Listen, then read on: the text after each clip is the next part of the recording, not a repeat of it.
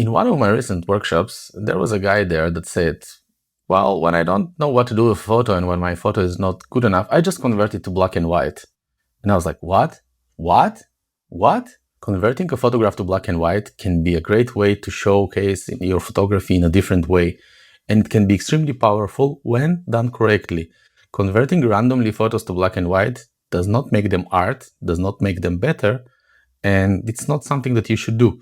There is a right way to do it. It's like speaking a different language. Black and white is a different language from color. You need to understand different things when you're approaching black and white photography than when you're working with colorful photography.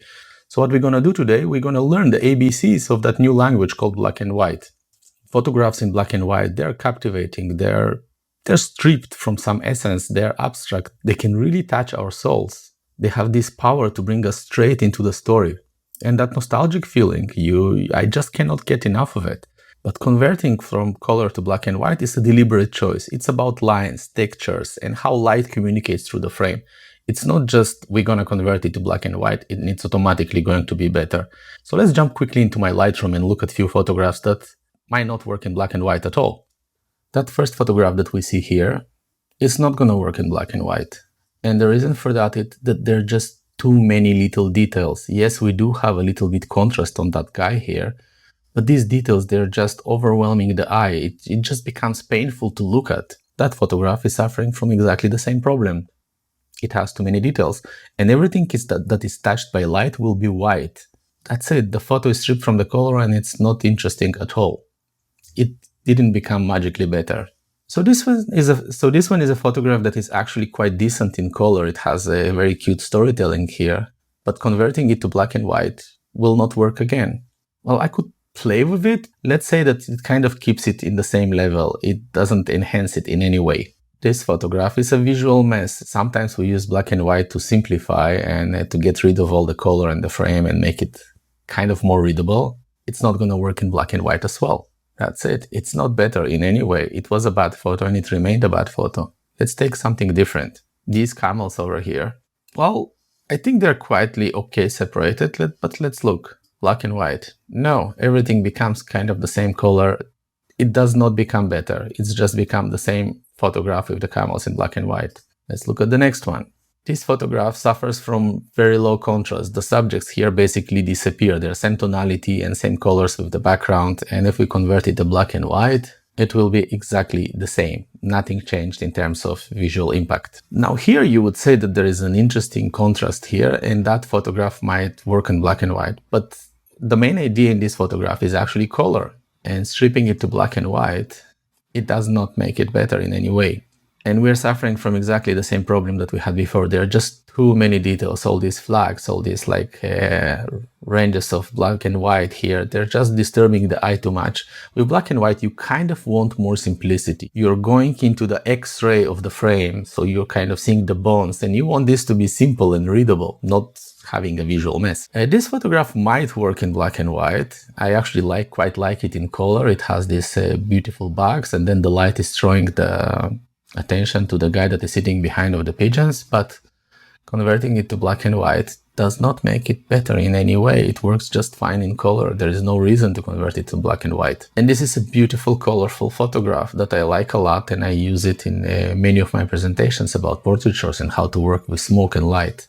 Converting it to black and white will not make it better. It just enhanced the incense sticks and removed the attention from the person. Actually, it weakened the photograph rather than strengthening it. This photograph was featured in Lens Culture Portraiture. It's a beautiful photograph, I like it very much, but it works particularly because of the bright and vibrant colors that you have there. Converting it to black and white will do nothing to it. It's not helping at all. So some things we can keep in color. Basically, photographs that rely heavily on color, they should stay colorful. Similarly with this photograph relies heavily on color. You shouldn't convert these kind of photos to black and white. It just does not work. It doesn't have the same impact. Similarly, photographs of sunrises and sunsets that rely on the morning light and on the colors on the sky, the moment you convert them to black and white, they kind of become blunt and not interesting. Like, it's okay, but the sky lost all the magic that they have. Let's give another example with similar situation. This is a photograph of Amritsar. There is a beautiful morning light coming coming above the golden temple, converting it to black and white. It's okay, but all the interesting light is gone. Now, arguably, this photograph can work in black and white because other than the strong morning light and colors, you also have very strong contrast here. So I think that one could work in black and white, but still in color it has much more impact. So you need to kind of think and decide which one do you want to go for the impact or to strip it and give it this abstract feeling. Let's see some other examples that do not work in black and white. Candlelight. Everything is beautifully lit by the candlelight. There's this beautiful light from the candles on their faces. At the moment they convert it to black and white, it just becomes something else. It becomes much more about their faces rather than about the ambience of the general scene. I have another example here of that photograph. You see here we really focus on the faces. Here we are focusing on the scene. So you need to decide if you want to focus on the faces of the people, you can strip the ambience of the scene a little bit. Another photograph with candles, beautiful in color, not so beautiful in black and white. Beautiful in color, and by removing the color, we are removing again the ambience and we are going straight to the girl that is looking and having the eye contact with the camera. Photographs that rely heavily on color, photographs that rely on the ambience of the light, they will never work well in black and white. And things that in general are messy and poorly composed, they will not work better in black and white. So let's see now what does work in black and white. This photograph works wonderfully in color, but we can again strip the colors and bring more attention to the person. And the reason it's working because he is all white and he is standing on a darker background. The darker background is what creates the contrast and gives that extra punch and makes his face stand out better in this photograph. This particular photograph works both in color and black and white. If you ask me, it's very hard for me to decide which one I like, which version I like more. Let's put it to black and white and you can judge. What do you think? Which version you like better, the colorful or the black and white one? Now, one thing that works extremely well with black and white is dramatic sky. It's kind of these dramatic dark clouds. Let me convert that onto black and white. Brilliant, abstract. I had this as my MacBook screensaver for a very long time.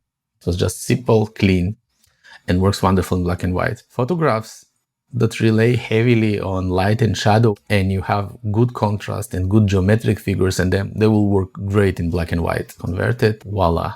Wonderful. A very similar photograph in terms how it feels. You have this ray of light, you have very good contrast, works as good in black and white and color. You can decide which one you like more. Photographs that are photographed in long exposure, even landscape, they will all benefit very well from conversion to monochrome. Here in that particular case, I don't like these smears and these ambient colors, so converting into black and white will focus me exactly on the action and what is happening in this photograph. Fog is another thing that photographs very well in black and white. Let's convert it. Oh, beautiful. It also removes all the colors. The colors sometimes can add extra interest to the scene, but when converted to black and white, it's mostly about the people that are there and not about the garbage that is on the floor. Convert it to black and white, boom. And remember the Golden Temple? The previous photograph was shot at sunrise and it had this like very beautiful blue sky, but now we're a little bit later and now there is a bit better contrast between the figures. Now converting it to black and white looks much more interesting. Portraiture works very, very well in monochrome, both with hard light and with soft light. It really strips down all the colors around and brings you to the subject, to his emotion, to how he feels. Look at that face. Like you're going straight to the face. You're looking at the person and the person is looking back at you. You can see in portraiture how expressive it is, how you're really going to this face. And why is it working in particularly that photograph? Again, you have this white face on a darker frame behind. So your eye goes straightly to here and he's also having this eye contact to the camera. That woman is one of my favorite grannies in Bodha Stupa. I always try to photograph her when I'm there. She was sitting in a local Tibetan tea shop and I asked to take a photo of her. Later on, I came back home. I was like, this will work great in black and white. And boom, this is how it is in black and white. This is the black and white editing. I like it so much more. And this was a family, like a mother and a child. I also like that photograph a lot. It has a very strong emotional impact. But look how stronger it is in black and white. how black and white empowers that emotional connection that you have with the photograph. This is similar to the photographs that we had here. There is a lot of contrast between the smoke and the figures that are almost silhouettes. This photograph is almost monochromatic. There are some colors here, but you almost cannot feel them. And converting it to monochrome will perhaps give it a little bit more abstract feeling, make the photo a tiny bit stronger. This is a very similar photograph in that way. There are almost no colors. If the image is monochromatic, you're good to go. Black and white works wonderful. We have a photograph with a strong contrast again. Her bright face on a darker background and that door. Converting this works well, right? Another thing that works very well in monochrome conversion is just minimalism. Photos that are very minimalistic, a single line on a blank sky. You convert it to black and white, you remove the distraction of color. The blue color here didn't help and didn't benefit in any way, but in black and white it works wonderful. How about this photograph? Will it work in black and white? Yeah, of course it will. It does rely strongly on color like the other ones, but we have these strong lines here. These lines, they will be like a zebra lines when you convert it to black and white. You see that? So actually the attention is stronger to that area because these lines are very strong visually and attract our eye. Let's look at that one. Again, good structure, dark figures on a bright background, almost no colors in the scene overall, and it works in black and white. I captured this photograph yesterday and the sun on that place was extremely strong, and I want to show it to you first in black and white here and then show it to you in color. And you can see how much color is distracting, how much color can take away from the subjects. Converted to black and white, it is all about these two women. In color, it's a Disneyland. It's like you don't know where to look at. So black and white is a very good way to simplify your photographs. So in this situation, converting it to black and white will make the photo better. This photograph is almost monochromatic. There are distinctive shapes here, and clicking this black and white button will just make it as good. I think in black and white it even looks better. It's more about the figures and the subjects and the emotions of the people that are in the frame. If you happen to go to a museum, museums are all about negative space and a lot of white and a lot of lines. And this is a photograph of a museum I photographed here. It does not work as good in color at all. But black and white strips these colors away and just makes us focus on the subjects and the lines and the architecture and the geometry of the frame. Would you guess what are the colors in this image? It looks great in black and white, right? Right. It's a good way to take an absolutely crazy colors and just simplify them and simplify again the story. If you're in a place where there is a lot of distractions of color, but the light is still good, you can see that there is a lot of color, but the light on his face is still good. He is isolated properly on the darker objects. And you can really simplify that image. How does it work like that? This is quite like I took some time to edit the black and whites here. I did darken some areas more, but I really brought the attention to him and to what is happening. It's a completely different image from that one. This is a photo, a moment that I liked really, really much, but I felt that it's not raw and it's not strong enough. And my decision was to go with that photograph with black and white. And it was quite rewarding because we stripped all these yellows that were distracting our eye and just focus on the story itself. A moment of faith. This is how a moment of faith looks in color. That person was praying strongly, and there was these guys from the Armenian church doing some ritual passing around him. When we're switching to black and white, that photograph has absolutely different feeling. This is a photograph that I could potentially exhibit under the name of faith. And I didn't mention it, but architecture, all these like lines, curves, architecture in general is all about light, lines, curves, and shape. So naturally, everything, you can take any building that you photograph in color, you will see that most likely it will look better in black and white. Of course, there should be some conditions how the general light looks around, but buildings in general look much, much, much better when they're converted to black and white. And again, removing all the hues, we are to the story. There is a clear communication now between the crow and the person sitting. So after this example, I'm pretty sure that you already can get a very good idea of what works well in black and white and what doesn't. And if you still have some doubts and questions, please ask me in the comments and I'll try to answer when I can. But now let's speak about something else. Let's speak about how do we learn to be better in black and white photography. Because we say that it's a language, you need to learn how to speak that language. And the best way that I found is just switching the camera to monochrome. If you have a DSLR, just make the JPEG look as monochrome, so after you're taking the photographs, you can always evaluate it on your screen. But if you have a mirrorless camera, just switch to monochrome, and you will be able to see the lights, the lines, and all the shapes that are structuring the frame. There is a small secret with that.